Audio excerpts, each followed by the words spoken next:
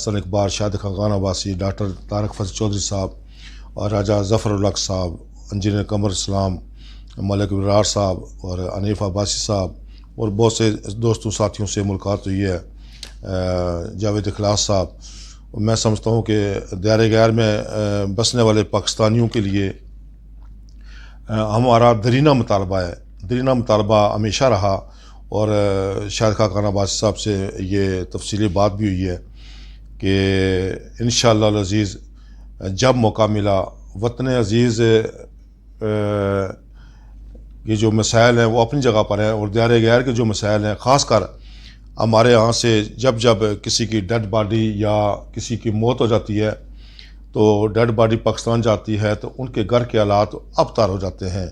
उनका ज़रिया माश कोई कमाने वाला नहीं होता, तो जो बंदा पूरे ख़ानदान की कफ़ालत करता है या अपने इलाके की कफ़ालत करता है और उसके घर की कफ़ालत कोई करने वाला नहीं होता। उसके लिए हमने पहले भी और अभी ज़ोर देकर ये कहा है कि कम से कम जिस बंदे की डेड बॉडी जाए उसके लिए 2 मिलियन पाक रुपीज़ सडनली उसी टाइम दिए जाएं और उसके बाद उसकी पेंशन लगाई जाए। जैसे कुछ लोग यहाँ से डिसेबल हो जाते हैं, काम करने के काबिल नहीं होते हैं, टांगें टूट गई हैं, बाजू टूट गए हैं, डिसेबल हो गया, तो उसके लिए भी एक पेंशन और एक फ़ंड का क्योंकि हमारे पाकिस्तान में OPF और कुछ अदारे हैं जो माशाल्लाह बड़े पेमेंट के हिसाब से उनके पास बड़े फंड पड़े हुए हैं। तो हमेशा ये कहा गया कि ओवरसीज़ हमारी बैकबोन है, लेकिन बैकबोन के लिए काम नहीं किया गया।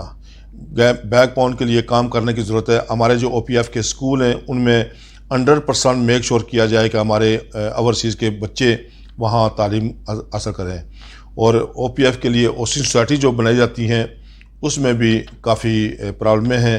OPF के लोगों के लिए वहाँ प्लाट दिए जाए और खुसूसन ये 3 बातें हैं, जो डेड बॉडी जाती है उसके लिए और जो डिसेबल हो जाते हैं उनके लिए और जो ओसिन सोसाइटी है और स्कूल है वो OPF के लोगों के लिए होने चाहिए। ठीक है सर। उस दौर में भी जो डायरेक्टर थे OPF के गिलानी साहब, उनसे मुलाकात हुई थी और इसी के ऊपर बात हुई थी। और उसके बाद OPC जो पंजाब की बनी हुई थी वो माशाल्लाह मियाँ शहबाज शरीफ साहब ने बनाई और उनकी टीमें बराबर काम कर रही थी। तो मैं समझता हूँ कि OPC ने जो काम किया था, ओवरसीज़ के लोगों की प्रॉब्लम क्या थी, एक तो केस होते थे, दूसरा प्रॉपर्टी के ऊपर कब्जा होता था। तो 90% हमें जब ये ब्रीफ किया गया तो बताया तो 90% प्रॉपर्टी के ऊपर कब्ज़ा अपने साला, बेनोई, भांजा, बड़ा भाई, छोटा भाई या ससुर या सास या किसी रिश्तेदार ने किए हुए थे। मोस्टली ओवरसीज़ के लोग जो है वो सादा लोग होते हैं और प्यार करने वाले लोग होते हैं, तो इनके साथ हमेशा धोखा होता है। तो वो 90% जो केस सोल्व हुए थे उनके पीछे लोगों के हाथ थे। तो मैं समझता हूँ कि OPC को दोबारा मुतल्लक किया जाए। मियाँ मोहम्मद शहबाज शरीफ साहब की बहुत बड़ी कावश थी और इसके ऊपर बड़ा अच्छा काम हो रहा था और मौजूदा गवर्नमेंट को भी चाहिए OPC को बहाल और फाल किया जाए। ख़ासकर जो हालात हैं वतन अज़ीज़ के बेताशा अबतर हो चुके हैं। गरीब आदमी एक टाइम का 24 घंटे में एक टाइम का खाने से भी मैं समझता हूँ कि वो रह गया है। सैलरियाँ जो है वो जिसकी 25 और 30 हज़ार सैलरी है, महंगाई 200%, 300% और 400% हो गई है और हालात वतन अज़ीज़ के बड़े ख़राब हैं। और मियाँ मोहम्मद नवाज़ शरीफ साहब का बहुत जल्द आना आवाम के लिए बेहतर होगा कि आवाम के हालात जो है ना दिन ब दिन ख़राब होते जा रहे हैं। इंशाअल्लाह अज़ीज़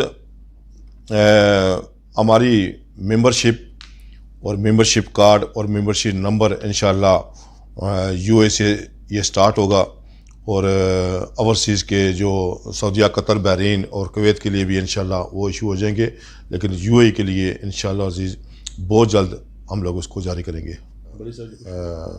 कोरोना के बाद जाना था मैं मुबारकबाद पेश करता हूँ कंटोनमेंट की, जो हमारी हाल ही में डिवीज़न पिंडी में जीत हुई है। मैं पूरी मुस्लिम लीगियों को इसकी मुबारकबाद पेश करता हूँ। तो इंशाअल्लाह